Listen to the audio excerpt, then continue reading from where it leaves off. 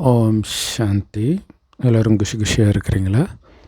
19/2/2026 சாக்கார் முரளி பாப்தாதா சொல்கிறாங்க, இனிமையான குழந்தைகளே, இப்போ முழு உலகத்திலும் குறிப்பாக பாரதத்துக்கு குரு திசை நடக்குது. ஏன்னா பாபா வந்துட்டார் இல்லையா?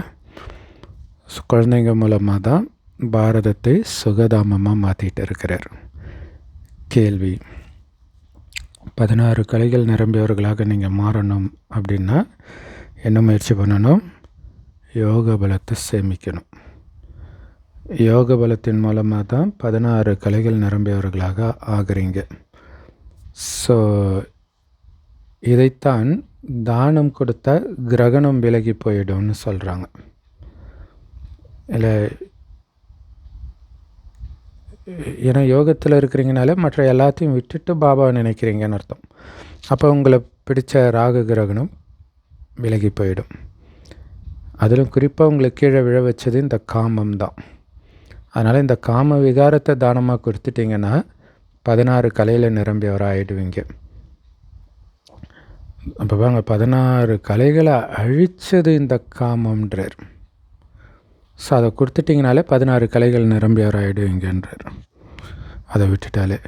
ஸோ தேக உணர்வை விட்டுட்டு ஆத்ம உணர்வுடையவர் ஆகுங்க. சரீர உணர்வையே விட்டுடுங்க. இல்லை, உயிரோடு இருந்துக்கிட்டு உடல் உணர்வை விடணும். ஸோ அதோடைய நினைவு தான் சதிதேவி நெருப்பில் இறங்கி சரீர உணர்வை எரிச்சிட்டாங்க. அப்படிங்கிறது தான் சரீரத்தை எரிச்சிட்டாங்கன்னு காட்டிட்டாங்க. பாடல்: தாயும் தந்தையும் நீயே. ஓம் சாந்தி. இனிமேலும் இனிமையான ஆன்மீக குழந்தைங்க, பாபாவுடைய மகிமையை கேட்டீங்க. பக்தர்கள் அதோடைய அர்த்தம் தெரியாமல் பாடுறாங்க. ஆனால் அவருடைய ஆஸ்தியை உண்மையிலே நீங்கள் தான் இப்போ அடைஞ்சிட்டு இருக்கிறீங்க. நம்ம மூலமாக தான் பாரதத்தை பாபா சொர்க்கமாக மாற்றுறார். யார் மூலமாக மாற்றுறாரோ கண்டிப்பாக அவர்கள் தானே சுகதாமத்தின் அதிபதி ஆவாங்க. இல்லை, நம்ம மூலமாக மாற்றுறாருன்னா அந்த சொர்க்கத்தின் அதிபதியாக நாம் தான் ஆவோம். குழந்தைங்களுக்கு அதனால் ரொம்ப குஷி இருக்கணும். பாபாவுடைய மகிமை அளவற்றது. ஸோ அப்படி அளவற்ற மகிமை கொண்ட பாபா கிட்டேருந்து நம்ம சொத்தை அடையிறோம். அதனால் குழந்தைங்களாகிய உங்கள் மேலேயும் முழு உலகத்தின் மேலேயும் இப்போ குரு திசை, அழிவற்ற குரு திசை நடக்குது. குறிப்பாக பாரதத்தில் இருக்கிறவங்க மேலே குரு திசை நடக்குது. ஏன்னா இப்போ நீங்கள் 16 கலைகளில் நிரம்பியவர்களாக மாறிட்டு இருக்கிறீங்க. அதனால் ஆனால் அதே நேரத்தில் இப்போ எந்த கலையும் கிடையாது. ஸோ எந்த கலையும் இல்லாத இருக்கிற நம்மளை தான் 16 கலை நிரம்பியவர்களாக மாற்றுறார். அப்போ குழந்தைங்களுக்கு ரொம்ப ரொம்ப மகிழ்ச்சி இருக்கணும் இல்லையா? பாபா முன்னாடி இருந்து ஞானத்தை கேட்கும்போது மகிழ்ச்சி இருக்குது, வெளியில் போனவுடனே மறைஞ்சிடுது. அப்படி இருக்கக்கூடாது. யாரோட மகிமை பாடுறீங்களோ அவர் இப்போ உங்கள் முன்னாடி இருக்கிறாருன்னா சாதாரண விஷயமா உலகமே அவருடைய மகிமை பாடுது. 5000 வருஷத்துக்கு முன்னாடி கூட உங்களுக்கு நான் ராஜ்யத்தை கொடுத்துட்டு போனேன்னு பாபா புரிய வைக்கிறார். போக போக இன்னும் எல்லோரும் கடவுளை அழைத்து கொண்டே இருப்பார்கள். இல்லை, அந்தளவுக்கு துக்கம் வரும். அதையும் பார்ப்பீங்க. ஸோ முன்னாள் பிரதம மந்திரி இந்திரா காந்தி அவங்க கூட ஒரு தர்மம், ஒரு மொழி, ஒரு ராஜ்யம் அப்படின்னு சொன்னாங்க. ஸோ அப்போ பாருங்கள், இது நம்முடைய ஸ்லோகன், ஆனால் அவங்க மூலமாக வெளிப்படுது. அவங்களுக்குள்ளேயும் ஆத்மா தானே பேசுது. உண்மையிலே பாரதத்தில் ஒரு ராஜ்யம் இருந்தது. ஸோ ஒரே ராஜ்யம், ஒரே தர்மம், ஒரே மொழி மட்டும் இருந்த அதே பாரதம் இப்போ மீண்டும் உங்கள் எதிர நின்றுட்டு இருக்குது. இல்லை, வரப்போகுது. ஏன்னா இப்போ இங்கே இருக்கிற எல்லாமே ஒரு நேரத்தில் அழிய போகுது. இது புது விஷயம் கிடையாதுன்னு நம்ம புரிஞ்சுக்கிறோம். பாரதம் 16 கலையிலையும் நிரம்பியதாக கண்டிப்பாக மாறப்போகுது. யோக பலத்தின் மூலமாக 16 கலைகளில் நிரம்பியவர்களாக நாம் இப்போ ஆகிட்டு இருக்கிறோம். அதனால் இந்த விகாரங்களை தானம் கொடுத்தீங்கன்னா கிரகணம் விலகி போயிடும். விகாரங்களை அவகுணங்கள் எல்லாம் தானம் கொடுங்கன்றார். இது ராவண ராஜ்யம். இதில் இருந்து தான் பாபா நம்மளை விடுவிக்கிறார். அதிலும் குறிப்பாக இந்த காம விகாரம் இருக்க பாருங்க, மிகப்பெரிய அவகுணம். ஸோ அது காரணம் தேக உணர்வு தான் இல்லையா? அதனால்தான் பாபா சொல்கிறார், ஆத்ம உணர்வுடையவராக ஆகுங்க. சரீரத்தின் உணர்வே விட்டுடணுன்றார். இதை நீங்கள் மட்டும்தான் புரிஞ்சுக்கிறீங்க, உலகத்தினருக்கு தெரியாது. பாரதம் 16 கலைகள் நிரம்பியதாக சம்பூர்ண தேவதைகளின் ராஜ்யம் நடந்தது. ஆனால் இப்போ பாரதத்துக்கு கிரகணம் பிடிச்சிருக்குது, ஒட்டுமொத்த உலகத்துக்குமே. இந்த லக்ஷ்மி நாராயணனுடைய ராஜ்யம் இருந்தது தானே, பாரதம் சொர்க்கமாக இருந்தது. இப்போ விகாரங்களுடைய கிரகணம் பிடிச்சிருக்குது. அதனால் தானம் கொடுத்தா கிரகணம் விட்டு போகும் அப்படின்னு பாபா சொல்கிறார். ஸோ குறிப்பாக இந்த காம விகாரம் தான் விழ வைக்கக்கூடியது.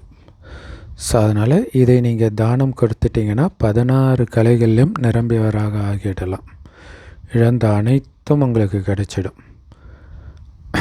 ஸோ அதனால் காமத்தை தானம் கொடுத்துடுங்க பாபா கிட்ட.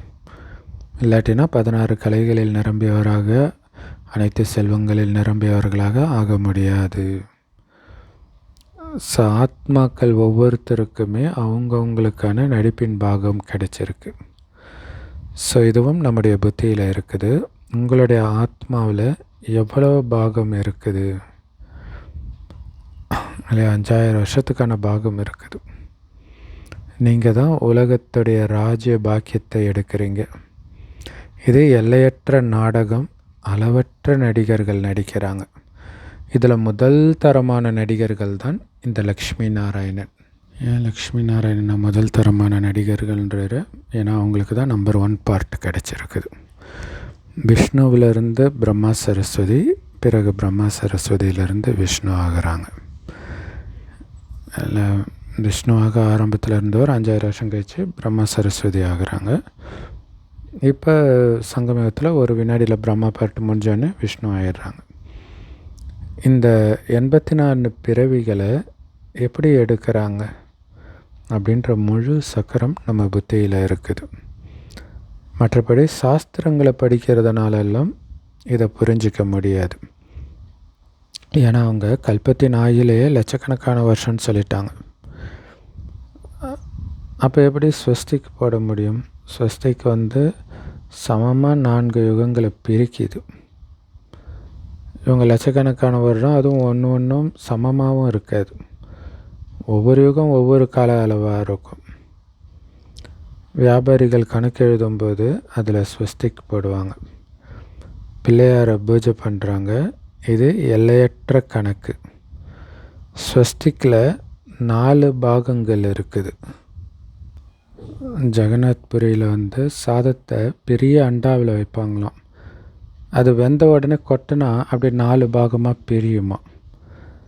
அங்கே சாதத்தை தான் படைக்கிறாங்க. ஏன்னா அவங்க அதிகமாக சாதத்தை தான் சாப்பிட்றாங்க. கலியுகத்தில் அப்படி தான் இருக்கிறோம் எல்லாருமே இல்லையா? ஸ்ரீநாத் துவாரகாவில் சாதம் வச்சு படைக்க மாட்டாங்க.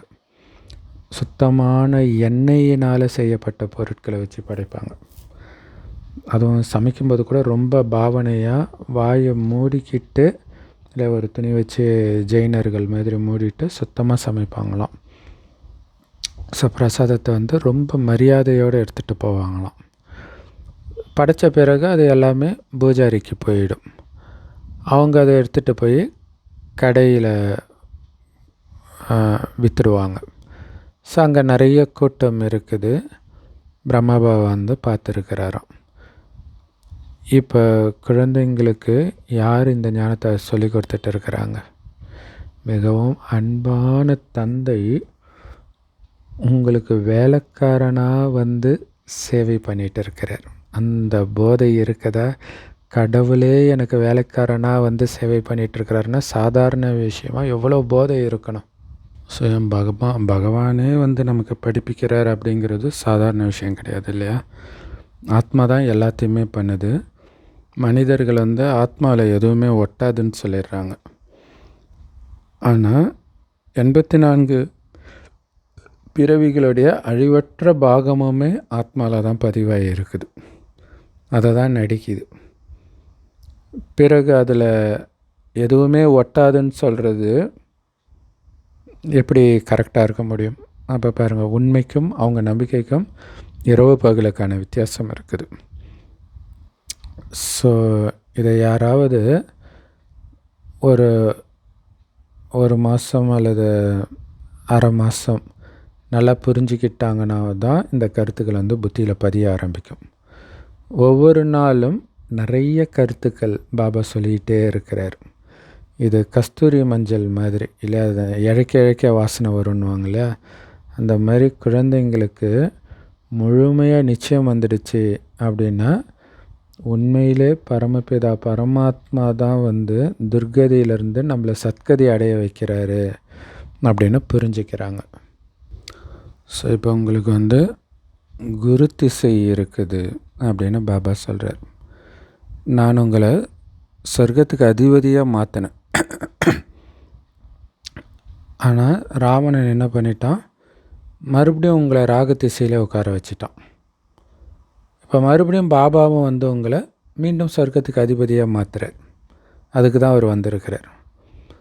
ஸோ இந்த நேரத்தில் உங்களுக்கு நீங்களே நஷ்டத்தை ஏற்படுத்திக்கலாமா? மாயாவின் வழிபடி நடந்து எச்சரிக்கையாக இருக்கணும். வியாபாரிகள் வந்து எப்போவுமே கரெக்டாக தன்னுடைய கணக்கை வைப்பாங்க, நல்ல வியாபாரினா. ஸோ அப்படி கணக்கு வைக்காதவங்க தான் நஷ்டம் அடைவாங்க இல்லையா? வரவு மீறி செலவு இந்த மாதிரிலாம் பண்ணிகிட்டு இருப்பாங்க. அவங்கள அறிவற்றவர்கள் இல்லையா? தனக்குத்தானே நஷ்டத்தை ஏற்படுத்திக்கிறவங்க அறிவற்றவர்கள் தானே. ஸோ அப்படி இருக்கும்போது இது மிகப்பெரிய வியாபாரம். 5000 வருஷத்துக்கான சம்பாத்தியம் பண்ணுறோம், 84 பிறவிக்கு சேர்க்குறோன்னா இதில் எவ்வளோ கவனம் இருக்கணும். இதில் நஷ்டத்தை ஏற்படுத்திக்கலாமா? ஆனால் விரல் விட்டு எண்ணக்கூடிய அளவுக்குத்தான் இந்த வியாபாரத்தை பண்ணுறாங்க குழந்தைங்க. ரொம்ப கம்மியானவர்கள் தான்.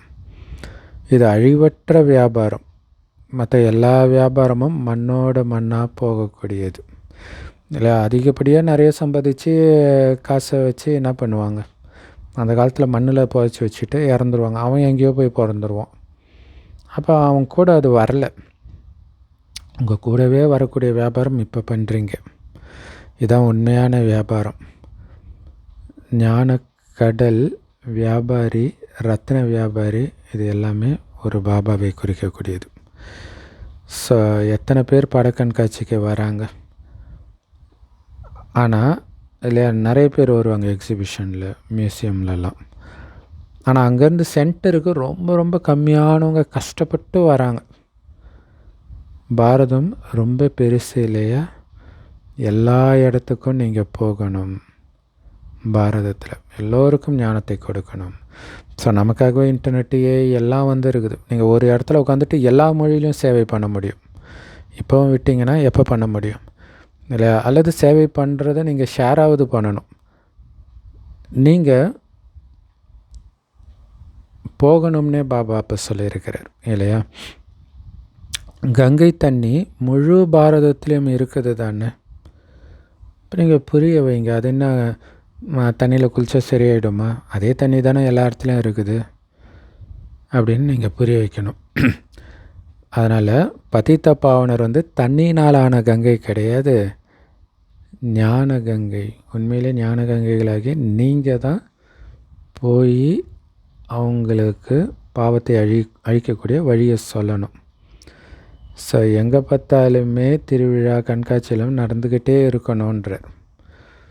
ஒவ்வொரு நாளும் படங்கள் உருவாகிக்கிட்டே இருக்கணும் இல்லை? விதவிதமான சேவை. இப்போ சிவராத்திரிக்கு சிவனும் நானும் நாங்கள் நிறைய பிரபலங்கள் வந்தாங்க, ரொம்ப சக்ஸஸ்ஃபுல்லாக இருந்தது.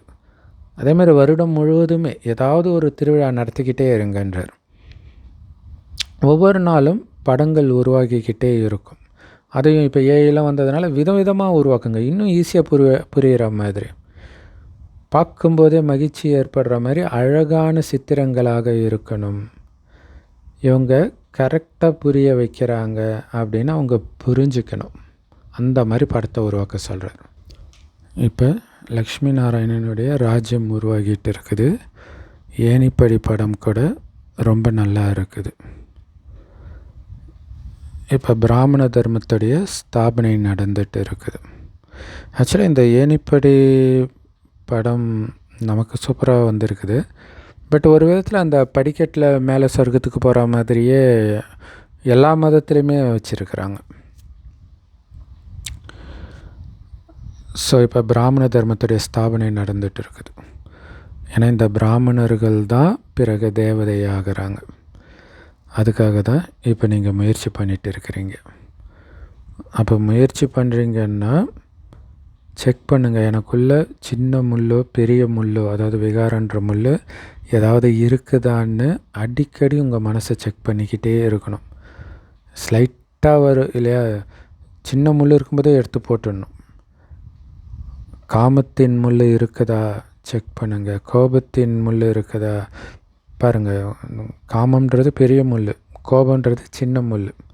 அதுவும் ரொம்ப மோசமானது இல்லையா, நெருஞ்சி முள்ளுன்னுவாங்க. சின்னதாக தான் இருக்கும், ஆனால் பயங்கரமாக வலிக்கும். தேவதைகள் கோபக்காரர்களா? ஆனால் இவங்க அப்படி பக்தி மார்க்கத்தில் காட்டிட்டாங்க. ஆனால் அவங்களுக்கு கோபம்னா என்னென்ன தெரியாது. சங்கரர் கண்ணை திறந்ததும் விநாசம் நடந்ததாக காட்டுறாங்க. ஸோ இப்படி ஒரு கலங்கத்தை ஏற்படுத்திட்டாங்க. விநாசம் கண்டிப்பாக நடக்கும். ஸோ சூக்ஷ்மத்தில் சங்கரர் மேலே எந்த பாம்பும் இருக்காது. அப்படி தானே பக்தியில் காட்டியிருக்கிறாங்க, பாம்பு இருக்கிற மாதிரி. சூக்ஷ்மவதனம் மற்றும் மூலவதனத்தில் தோட்டம், பாம்பு இந்த மாதிரி எதுவுமே இருக்காது. இதெல்லாம் இந்த ஸ்தூல உலகத்தில் தான் இருக்குது. சொர்க்கம் கூட இங்கே தான் இருந்தது. இப்போ மனிதர்கள் முள்ளு மாதிரி ஆகிட்டாங்க. அதனால தான் கலியுகத்தை முள்ளுக்காடுன்னு சொல்கிறோம். சத்தியுகத்தில் மனிதர்கள் மலர்கள் மாதிரி இருக்கிறதுனால தான் மலர்களின் பூந்தோட்டம்னு சொல்கிறோம். ஸோ பாபா எப்படி தோட்டத்தை உருவாக்குறாருன்னு நீங்கள் பார்க்குறீங்க. ரொம்பவே அழகாக உருவாக்குறார். எல்லோரையுமே அழகாக மாற்றுறார். அவர் எப்போவுமே அழகாக இருக்கிறார். அனைத்து பிரியதர்ஷினிகளையும் அழகாக மாற்றுறார். ராவணனும் முற்றிலும் கருப்பாக்கிட்டான். ஸோ பாபா எப்போவுமே அழகாக இருக்கிறதுனால தான் நம்மளையும் அவரை மாதிரி அழகாக மாற்றுறார். ராவணன் அவனை மாதிரியே எல்லோரையும் கருப்பாக்கிட்டான். ஆனால் இப்போ குழந்தைங்களாகிய நம்ம மேலே குரு திசை நடக்குது இப்போ, அப்படிங்கிற மகிழ்ச்சி இருக்கணும் இல்லை? அப்படி இதுதான் முக்கியமான விஷயம். நம்மளுடைய குணத்தை மாற்றிக்காமல் அந்த தெய்வீக குணத்திலேயே நிலைச்சிருக்கணும். ஆனால் அந்த தெய்வீக குணத்தை விடுவதற்கான எல்லா விஷயமும் உங்களை சுற்றி நடக்கும். விட்டுடு, வா அசுர குணத்துக்கு வா வான்ட்டு. ஏன்னா அங்கே போய் தான் எல்லாத்தையும் இழந்து இருக்கிறோம். இது எல்லைக்கு அப்பாற்பட்ட விஷயம். எல்லைக்குட்பட்டு கிடைக்கிற பிராப்தியில் போய் ஏமாந்துடக்கூடாது. ஸோ அதனால தான் என் மேலே குரு திசை, குரு பார்வை பட்டு இருக்குதுன்ற அந்த சந்தோஷம் இருக்கணும். பாதி காலம் சுகம், பாதி காலம் துக்கம் அப்படின்னா அதில் என்ன லாபம் இருக்குது? அதனால் நமக்கு 3/4 பங்கு சுகம், 1/4 பங்கு தான் துக்கம். இப்படி தான் நாடகம் நிச்சயிக்கப்பட்டு இருக்குது. நாடகம் ஏன் இப்படி உருவாகி இருக்குதுன்னு பலர் கேட்குறாங்க. இது அனாதியாக நடக்குது. இதை யார் கேட்க முடியும்? யார் கேட்க முடியும்? சூரியன் ஏன் கிழக்க உதிக்குதுன்னா அது அனாதியாக நடந்துகிட்டு இருக்குது. அதே மாதிரி தான் நாடகமும். அனாதியான அழிவற்ற உருவாக்கப்பட்ட நாடகம், உருவாக்கப்பட்ட நாடகம் தொடர்ந்து நடந்துக்கிட்டே இருக்குது. ஸோ நடந்ததும் இதுவே, நடந்து கொண்டிருப்பதும் அதுவே, நடக்க போவதும் அதே தான். ஒரே விஷயம்தான் திரும்ப திரும்ப திரும்ப ஒவ்வொரு கல்பத்திலும் நடக்குது. அதனால் இதில் யாருக்கும் பிறவா நிலை, மோட்ச நிலைன்னு ஒன்று கிடையவே கிடையாது. ஆதியும் முடிவும் இல்லாமல் சிருஷ்டி சக்கரம் சுற்றிக்கிட்டே இருக்குது, சுற்றிக்கிட்டே இருக்கும். அதனால் ஒருபோதும் நிற்காது, பிரளயம் ஏற்படாது. மொத்தமாக வாஷ் அவுட் எப்போவுமே ஆகாது. பாபா புது உலகத்தை உருவாக்குறார். அதில் எல்லா வசதிகளும் இருக்கும். மனிதர்கள் எப்போ அழுக்காகி துக்கம் அடைகிறாங்களோ அப்போ தான் கடவுளை கூப்பிட்றாங்க. ஸோ கடவுள் எல்லோருடைய உடலையும் கல்பத்தருவாக மாற்றுறதுனால அரை கல்பத்துக்கு உங்களுக்கு அகால மரணமே இருக்காது. இல்லையா? மரணமே இருக்காது, இல்லை அகால மரணம், அதுதான் முக்கியமான விஷயம். திடீர் மரணம், பாதியிலே இறக்கிறது, அது இருக்காது. அதுதான் நம்ம மார்கண்டேயன் கதை பற்றி நேற்று கூட வீடியோ போட்டிருப்போம். இயேசுவை சிலுவையில் அறையிறத போய் எப்படி புனித வெள்ளின்னு கொண்டாடுறாங்கன்னு அந்த வீடியோவில் சொல்லியிருப்போம். ஏன்னா அங்கே மார்கண்டேயன் 16 வயதில் இறப்பான். அந்த 16 வயது மரணன்றது அகால மரணம், திடீர் மரணம், இல்லையா? பூரண ஆயுள் கிடையாது. ஸோ அதை கடவுள் தடுக்கிறார், இல்லையா? கல்பத்தரு மாதிரி உடம்பை மாத்துறார். அப்படின்னு அர்த்தம் அந்த மாதிரி உடல் அங்கே கிடைக்குது, நோயற்ற உடல்னு அர்த்தம். அரை கல்பத்துக்கு உங்களுக்கு அகால மரணமே இருக்காதுன்னு கிடையாது. ஸோ அதை புரிஞ்சுக்கணும். ஏன்னா இதை சங்கர் பார்ட்டி அப்படியே எடுத்துக்கிட்டு அப்படியே இதே உடம்போடவே நம்ம வருவோம், அப்படியே இருப்போம், இப்படியெல்லாம் கற்பனை பண்ணிகிட்டு இருக்கிறாங்க. நீங்கள் காலனை வெற்றி அடைகிறீங்க, இல்லையா? யமனை வெற்றி அடைகிறீங்க. அதனால் குழந்தைங்க மிகவும் முயற்சி பண்ணணும். எவ்வளவு உயர்ந்த பதவி அடைகிறீங்களோ அந்த அளவுக்கு நல்லது. ஒவ்வொருத்தரும் அதிக வருமானத்துக்காக முயற்சி செஞ்சு தான் ஆகணும். முயற்சி செய்யாமல் எதுவும் கிடைக்காது, இல்லையா? விறகு வெட்டுறவங்க கூட நாங்கள் அதிகமாக சம்பாதிக்கணும்னு சொல்லுவாங்கள்ல. சிலர் ஏமாற்றி சம்பாதிக்கிறாங்க, பணத்தினால தான் இங்கே ஆபத்தே வருது. சொர்க்கத்தில் உங்களுடைய பணத்தை யாரும் கொள்ளையடிக்க மாட்டாங்க. ஆனால் இங்கே பணத்துக்காக என்ன வேணாலும் பண்ணுறாங்க, இல்லை? எந்த பாவக்காரியமும் செய்கிறதுக்கு தயங்கிறது கிடையாது. பார்க்குறீங்கள உலகத்தில் என்னென்ன நடந்துகிட்டு இருக்குதுன்னு பாபா அப்போவே சொல்கிறார். இப்போ இன்டர்நெட் வந்தப்புறம் ரொம்ப மோசமாகிடுச்சு, இல்லையா? அங்கே இந்த மாதிரி துக்க விஷயம் எதுவுமே இருக்காது. இப்போ நீங்கள் பாபா கிட்டேருந்து எவ்வளவு சொத்து அடைகிறீங்க? நாம் சொர்க்கத்துக்கு போகிறதுக்கு தகுதி அடைஞ்சிருக்கிறோமா அப்படின்னு தனக்குத்தானே சோதனை பண்ணிக்கணும், இல்லையா? அளவற்ற சொத்து கொடுக்குறாருன்னா அதற்கு நான் தகுதியாக இருக்கிறேன்னா, தகுதி அடைஞ்சால் தான் அது கிடைக்கும். அப்போ செக் பண்ணுங்க. ஸோ நாரதர் சொல்லுவாங்க இல்லையா, உன் முகத்தை பாரு, லக்ஷ்மி கல்யாணம் பண்ணுறதுக்கு தகுதியாக இருக்கான்ட்டு. அந்த மாதிரி செக் பண்ணணும் நம்ம மனசை. மனிதர்கள் பல தீர்த்த யாத்திரை பண்ணிகிட்டு இருக்கிறாங்க, ஆனால் அதனால் எதுவுமே அவங்களுக்கு கிடைக்கிறது கிடையாது. நாலாபுரமும் சுற்றி அலைஞ்சோம், இருந்தாலும் தூரத்திலேயே இருக்கிறோம் அப்படின்னு பாட்டு கூட இருக்குது, இல்லையா? இப்போ பாபா நமக்கு எவ்வளோ நல்ல யாத்திரையை கற்றுக் கொடுக்குறார். இந்த யாத்திரையில் நமக்கு எந்த துன்பமும் கிடையாது, நஷ்டமும் கிடையாது, லாபம்தான். புள்ளி வைக்க வைக்க வைக்க வைக்க லாபம்னு சொல்கிறாரு, இல்லையா? என்னை மட்டும் நினைத்தால் பாவக்கர்மங்கள் எல்லாம் அழிஞ்சிடும்ன்ற அற்புதமான யுக்தியை பாபா சொல்கிறார். குழந்தைங்களும் கேட்குறோம். இது நான் உங்களுக்கு ஞானத்தை கொடுக்கறதுக்காகவே கடனாக எடுத்திருக்கிற உடம்பு, இந்த பிரம்மாவுடைய உடம்பு. ஸோ அதனால் இந்த பாபாவுக்கு எவ்வளோ மகிழ்ச்சி இருக்குது, பிரம்மா பாபாவுக்கு. ஏன்னா நான் சிவபாபாவுக்கே உடம்பை கடனாக கொடுத்துருக்கிறேன். இது எவ்வளோ பெரிய விஷயம். பாபா என்னை உலகத்துக்கே அதிபதியாக மாற்றுறார். அதனால் என்னுடைய பேரே பாக்கியரதம். இப்போ குழந்தைகளாகிய நீங்கள் அந்த ராமபுரிக்கு போகிறதுக்காக முயற்சி பண்ணிகிட்டு இருக்கிறீங்க, அதாவது ராமராஜ்யத்துக்கு, விஷ்ணுபுரிக்கு. அதனால் முழுமையாக முயற்சி செய்யணும், முயற்சியில் முழுசாக ஈடுபடணும். ஏன் முல்லா மாறணும்? ஸோ விகாரமே கொஞ்சம் கூட இருக்கக்கூடாதுன்றார். நீங்கள் பிராமணியாக இருக்கிறீங்க, எல்லாத்துக்கும் முரளி தான் ஆதாரம். உங்களுக்கு முரளி கிடைக்கல அப்படின்னா உங்களுக்கு எப்படி ஸ்ரீமத்து கிடைக்கும்? முரளி படிக்கலைன்னா, இல்லையா?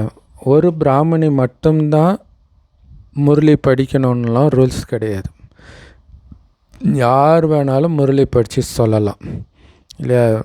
இதெல்லாம் ஸ்ரீமத்து கிடையாது. அப்படியெல்லாம் மதுபனுக்கு போகும்போது ட்ரெயினில் போகும்போது முரளி படித்தா அது கண்ட நேரத்தில் முரளி படிக்கக்கூடாது தெரியுமா அப்படின்ட்டு சொல்கிறாங்க. ஸோ ஏன்னா அவங்களுக்கு கதை அடிக்கிற டைம் பாதிக்கப்படுதான். ஸோ நம்ம புரிஞ்சுக்கணும், பாபா முரளியில் என்ன சொல்கிறாரோ அதான் ஸ்ரீமத்து. முரளி படிக்காதவங்க தான் யார் என்ன சொன்னாலும் ஸ்ரீமத்துன்னு நினச்சிக்குவாங்க. இன்றைக்கி நான் தான் டெய்லியும் படிக்கிறேன்ல, எங்கே இன்றைக்கி நீங்கள் படிங்க பார்ப்போம் அப்படின்னு நீங்கள் சொல்லணும், வாய்ப்பு கொடுக்கணும். ஸோ யார் வேணாலும் முரளி படித்து சொல்லலாம். ஸோ இப்போ படக்கண்காட்சியின் படங்கள் இல்லையா, இங்கே நமக்கு குரு பாபா மட்டும்தான், அதை யார் வேணாலும் படிக்கலாம். அப்போ நம்ம சென்டர் நடத்துகிறோம் அப்படின்னா நம்ம இல்லாட்டினாலும் சென்டர் நடக்கணும். சும்மா அப்போ ஒரு சில இடத்துலலாம் மெயின் அந்த சிஸ்டர் வரலைன்னா மற்றவங்க போக மாட்டாங்க. ஏன்னா யாருக்குமே அந்த பயிற்சியை கொடுக்கலன்றதுனால. ஸோ எப்போவுமே படிக்க சொல்லி அந்த பயிற்சி கொடுத்து யாராவது கண்டிப்பாக பக்காவாக இருக்கிறவங்களும் வருவாங்க. ஸோ அந்த மாதிரி உருவாக்கணும். ஸோ இந்த படக்கண்காட்சியுடைய படங்கள் கூட புரிய வைக்கிறதுக்கு நல்லா இருக்குது. இந்த முக்கியமான சித்திரங்களை நீங்கள் கடை வச்சுருந்தீங்கன்னா அங்கே கூட வையுங்க. அப்போ கஸ்டமர் எல்லாம் பார்ப்பாங்கல்ல, அப்போ பலருக்கு நன்மை நடக்குமே இல்லையா? கடையில் பொருள் வாங்குகிற வரைக்கும் வெயிட் பண்ணுவாங்களே, அவங்க கண்ணு முன்னாடி. இப்போ நிறைய இடத்துல பார்த்திங்கன்னா கீதை ஒட்டியிருப்பாங்க ஸ்டிக்கர். அந்த மாதிரி ஞானத்தை ஒட்டுங்க அழகாக. உங்கள் கடையில் தான் ஒட்டணும் இல்லை, எந்த கடையில் வேணாலும் ஒட்டலாம். லக்ஷ்மி நாராயணன் படத்தை வச்சா அவங்க என்ன ஒட்ட வேண்டாம் நான் சொல்ல போகிறாங்க. ஸோ அப்படி படிக்கும்போது அவங்கக்கிட்ட வாங்க நாங்கள் உங்களுக்கு புரிய வைக்கிறோன்னு சொல்லுங்கள். இந்த சிருஷ்டி சக்கரம் எப்படி சுற்றுது அப்படின்னு புரிய வைக்கிறோம். யாருக்காவது நன்மை செய்யணும் அப்படின்னா அதுக்காக கொஞ்சம் நேரம் செலவழிக்கிறது ஒன்றும் நஷ்டம் இல்லையே, லாபம் தானே இல்லையா? அந்த வியாபாரத்தோடு இந்த வியாபாரமும் சேர்த்து பண்ணுங்க. ஸோ இது பாபாவுடைய அழிவற்ற ஞான ரத்தினங்களின் கடை. ஏணிப்படியுடைய படம் மற்றும் கீதையின் பகவான் சிவன் அந்த படமும் நம்பர் 1 படம் அப்படிங்கிறார்.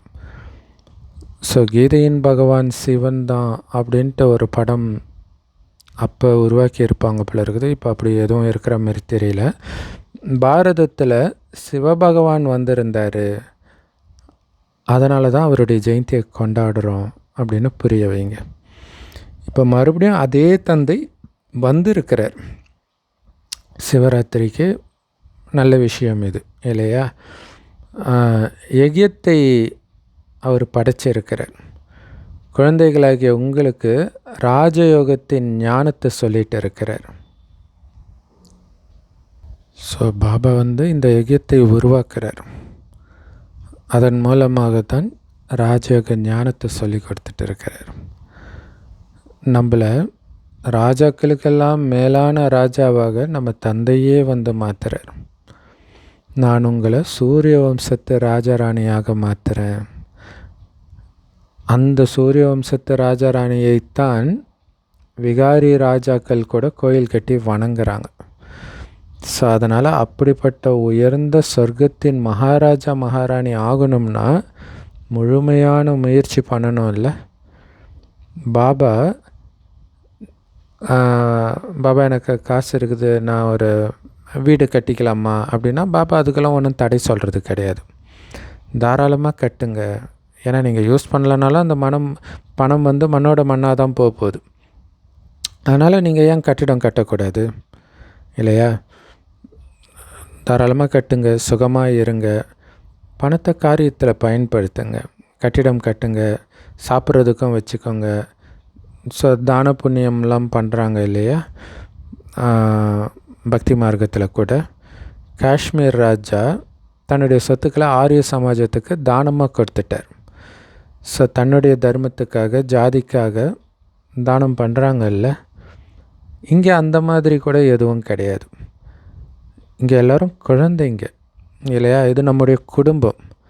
இங்கே ஜாதி பேதம் அதெல்லாம் எதுவுமே கிடையாது இல்லையா? இது ஒரு ஜாதி கிடையாது. அதெல்லாம் தேகத்தின் ஜாதி, தேகத்தின் மதங்கள். நான் ஆத்மாக்களுக்கு ராஜ பதவி கொடுக்குறேன், ஆத்மாக்களை தூய்மையாக்கிறேன். நாடகப்படி பாரதவாசிகள் தான் ராஜ்ய பாக்கியத்தை அடையிறாங்க. அதனால தான் நம்ம மேலே குரு பார்வை இருக்குதுன்னு குழந்தைங்க தெரிஞ்சிருக்கிறீங்க. என்னை மட்டும் நினைவு செய்யுங்க, வேறு எதுவும் பண்ண தேவையில்லை அப்படின்னு ஸ்ரீமத் சொல்லுது. பக்தி மார்க்கத்தில் தர்மம் பண்ணுறதுக்காக வியாபாரிகள் பணம் ஒதுக்குவாங்க. ஸோ அதோடைய பலன் அடுத்த பிறவியில் அல்ப காலத்துக்கு ஒரே ஒரு பிறவிக்கு மட்டும் கிடைக்கிது. இப்போ நான் நேரடியாக வந்திருக்கிறேன், அதனால் நீங்கள் இந்த காரியத்தில் ஈடுபடுத்துங்க. இல்லை பாபாவுக்கு எதுவும் கொடுக்க தேவையில்லை, ஈஸ்வரிய சேவைக்கு நீங்கள் பயன்படுத்தக்கூடிய பலனை நீங்கள் தான் அனுபவிக்க போகிறீங்க. ஏன்னா சிவபாபா தனக்குன்னு ஏதாவது கட்டடம் கட்டிக்க போகிறாரா என்ன? அதனாலே பிரம்மபாபா கூட குடிசையில் தான் இருந்தார் கடைசி வரைக்கும். இது எல்லாமே பிராமணர்களாகிய உங்களுக்கு தான். ஏழைகள் பணக்காரர்கள் எல்லோரும் இங்கே ஒன்றா இருக்கிறாங்க. சிலர் பகவான்கிட்டேயே சமமான பார்வை இல்லைன்னு கோபப்படுறாங்க. அது என்ன, சிலரை மாளிகையிலும் சிலரை குடிசையிலும் வைக்கிறாருன்றாங்க. சிவபாபாவை மறந்து போயிடுறாங்க. சிவபாபாவுடைய நினைவு இருந்துச்சுன்னா இந்த மாதிரி விஷயத்தை ஒருபோதும் பேச மாட்டாங்க. ஸோ எல்லார்கிட்டையும் கேட்க வேண்டி இருக்குது இல்லையா? இவர் வீட்டில் இப்படி வசதியாக இருப்பார் அப்படின்னா அதற்கேற்ற ஏற்பாடு செஞ்சு கொடுக்க வேண்டி இருக்குது. அதனால தான் எல்லோரையும் உபசரியுங்கள் அப்படின்னு சொல்கிறார். ஸோ எந்த ஒரு பொருளும் இல்லை அப்படின்னா அது கண்டிப்பாக கிடைக்கும். ஏன்னா பாபாவுக்கு குழந்தைங்க மேலே அன்பு இருக்குது. இவ்வளோ அன்பு வேறு யாரும் வைக்க முடியாது. இல்லை ஒவ்வொருத்தர் வசதியாக வெளிநாட்டிலலாம் இருந்துட்டு இங்கே ஜென்ரலாக வெளிநாட்டில் இந்தியாவே ஒரு மாதிரி பார்க்கக்கூடிய பழக்கம் இருக்கிறத நம்ம யூடியூப்பில் பார்க்க முடியுது. இங்கே இந்த வசதி கிடையாது, அந்த வசதி கிடையாது, சாப்பாடு சுத்தம் கிடையாது, அப்படி இப்படின்னு சொல்கிறாங்க. ஸோ அப்படி இருக்கும்போது அங்கேருந்து இங்கே வரும்போது அவங்களுக்கு அங்கே இருக்கிற மாதிரியே உணர்வு ஏற்படுத்துகிற மாதிரி வசதி செஞ்சு கொடுக்க வேண்டியதாக இருக்குது. ஏன்னா பாபாவோட குழந்தை இல்லையா? ஸோ அதை புரிஞ்சுக்கணும். குழந்தைங்களுக்கு பாபா எவ்வளோ புரிய வைக்கிறார். முயற்சி பண்ணுங்கள், மற்றவர்களுக்கும் புரிய வைக்கிறதுக்கு யுக்தி கண்டுபிடிங்க. இதுக்கு 3 அடி நிலம் வேணும், அது போதும். குழந்தைங்க புரிய வச்சுக்கிட்டே இருக்கணும். யாராவது பெரிய மனிதர்கள்கிட்ட ஹால் இருந்துச்சுன்னா நாங்கள் படங்கள் மட்டும் வச்சுக்கிறோம், 1 மணி நேரம் 2 மணி நேரம் காலையிலையும் மாலையிலையும் வகுப்பு எடுத்துகிட்டு போயிடுவோம். பெரும்பாலும் கீதா பாட்ஷாலாம் சாயங்காலம் மட்டும்தான் நடக்குது. அதனால் செலவு ஃபுல்லாக நாங்கள் பார்த்துக்கிறோம், பேர் உங்களுடையதாக இருக்கும் அப்படின்னு சொல்லுங்கள். ஸோ அப்போ பலர் கூழாங்கல்லிருந்து வைரமாக மாறுவாங்க இல்லையா? நல்லது. அற்புதமான முறையில் கொடுத்த அன்பான தாய் தந்தை பாப்தாதாவுக்கு அன்பு நினைவுகள் மற்றும் கலை வணக்கம். பாப்தாதா சொல்கிறாங்க, உள்ளுக்குள்ளே என்னென்ன விகார முட்கள் இருக்குதோ அதை செக் பண்ணி நீக்கணும். ஏன்னா ராமபுரிக்கு போகிறோம், அதற்கேற்ப முழு முயற்சி பண்ணணும். அழிவற்ற ஞான ரத்தினங்களுடைய வியாபாரம் பண்ணி யாருக்கு வேணும்னாலும் நன்மை செய்கிறதுக்கு நேரம் ஒதுக்கணும். ஸோ நீங்களும் அழகாக மாறி மற்றவர்களையும் அழகாக மாற்றணும். வரதானம். தமோகுணமாக இருக்கக்கூடிய சுற்றுப்புறத்தில் தன்னுடைய மனோநிலையை ஒரே விதமாக, அதாவது ஏக்கரஸ் ஸ்திதின்னு சொல்கிறோம் இல்லையா, அதாவது ஒரே சீரான மனநிலையில் ஆடாத அசாத நிலையில் வைக்கக்கூடிய மாஸ்டர் சர்வசக்திவான் ஆகுங்கள். ஒவ்வொரு நாளும் சூழ்நிலைகள் இன்னும் தமோகுணமாக தான் ஆகும். சுற்றுப்புறமும் இன்னும் கெட்டு போக தான் போகுது. சூழ்நிலையெல்லாம் இன்னும் மோசமாக தான் ஆகப்போகுது. அந்த மாதிரி சூழ்நிலையில் கூட தாமரை மலருக்கு சமமாக எல்லாத்துலேருந்தும் விடுபட்டு இருக்கிறது உங்களுடைய மனோநிலையை சதோப்பிரதானமாக ஆக்கிறது. இதுக்கு நிறைய தைரியமும் சக்தியும் வேணும். என்னானாலும் எல்லாத்துலேருந்தும் விடுபட்டு ஒரே சீரான மனோநிலையில் தான் நான் இருப்பேன் அப்படிங்கிறது சாதாரண விஷயம் கிடையாது இல்லையா? இதுக்கு நிறைய தைரியமும் சக்தியும் தேவை.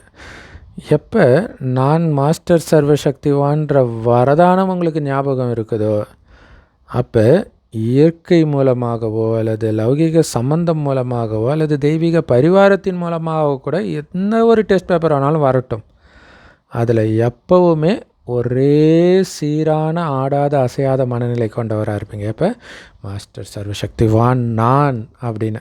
மாஸ்டர் சர்வசக்திவான்னாலே என்ன அர்த்தம்? என்ன ஆனாலும் அமைதியாக தான் இருப்பேன், என்னுடைய அமைதியை யாரும் கெடுக்க முடியாது அப்படின்னு அர்த்தம்.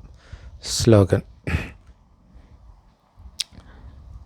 வரதாதா, அதாவது வரங்களை கொடுக்குற வள்ளல் தந்தையை தன்னுடைய உண்மையான துணைவனாக யார் ஆக்கிக்கிறாங்களோ அவங்களுடைய புத்தின்ற பை எப்போவுமே வரதானங்கள்னால நிரம்பிக்கிட்டே இருக்குன்றார் இல்லையா? பாபா வரம் கொடுத்துக்கிட்டே இருக்கார். அவர் கூடவே இருந்தால் அவர் நம்ம கூட பேசிக்கிட்டே தான் இருக்க போகிறார். அவர் பேசுகிறதெல்லாம் நமக்கு வரமாக தான் ஆக போகுது இல்லையா? அப்படின்னு அர்த்தம். அவர் சொன்னதெல்லாம் ஞாபகம் வந்துக்கிட்டே இருக்கும், அந்த வரம் நிரம்பிகிட்டே இருக்கும். ஏன்னா பாபாவுடைய நினைவில் இருக்கிறது தான் அவர் கூட இருக்கிறது. அவர் நினைவில் இருந்தாலே அவர் சொன்னதெல்லாம் ஞாபகம் வரப்போகுது. அவர் சொன்னதை ஞாபகம் வச்சுக்கிறதே அவர் நினைக்கிறதுக்கு ஒரு யுக்தி தான்.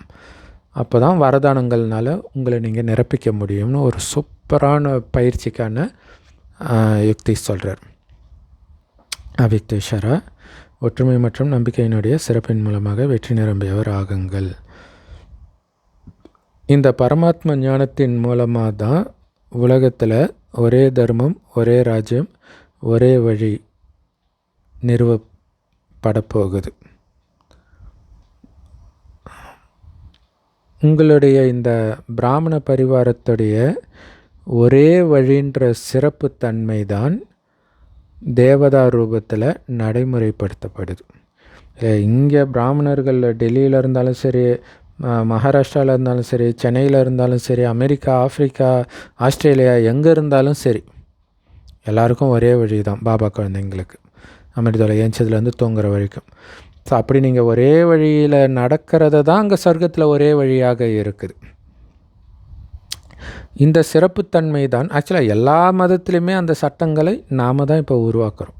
நாம் நடந்துக்கிறதா அங்கே சட்டங்களாக மாறும். இந்த சிறப்புத்தன்மை தான் அதிசயங்களை செய்யுன்றார். இதன் மூலமாகத்தான் நற்பெயரும் ஏற்படும், பிரத்யக்ஷமும் ஏற்படும். அதனால் இந்த சிறப்புத்தன்மையில் நம்பர் 1 ஆகுங்க. இதுக்காக எது உங்களுடைய மூல சமஸ்காரமோ அதை அழிச்சிட்டு பாப்தாதாவுடைய சமஸ்காரங்களை உங்களுக்குள்ளே எடுத்துகிட்டு பாபாவுக்கு சமமாக சம்பூர்ணமாக ஆகுங்க. அப்போ தான் உங்கள் ஒவ்வொருத்தர் மூலமாகவும் பாபா தெரிவார். பிறகு பிரத்யக்ஷம் ஏற்படும், பாபா வெளிப்படுவார்ன்றார் இல்லையா? ஸோ அப்போ ஒரே வழியில் நடக்கணும். அதுக்கு தடையாக இருக்கிறது கலியுகத்து சமஸ்காரம். அதை அழிச்சிட்டு பாபாவுடைய சமஸ்காரத்தை நம்மளுடைய சமஸ்காரமாக மாற்றிட்டா இப்போ எல்லாருக்குள்ளேயும் பாபாவுடைய சமஸ்காரமே இருந்தால் யாரை பார்த்தாலும் பாபா மட்டும்தான் தெரிவார். அதை வச்சு தான் கடவுள் எங்கும் நிறைந்தவர்னே சொல்லிட்டாங்க. ஓம் சாந்தி. செம powerful Murali. Love you Bapdada. Thank you Bapdada. குஷியாக இருங்க, குளிர்ச்சியாக இருங்க.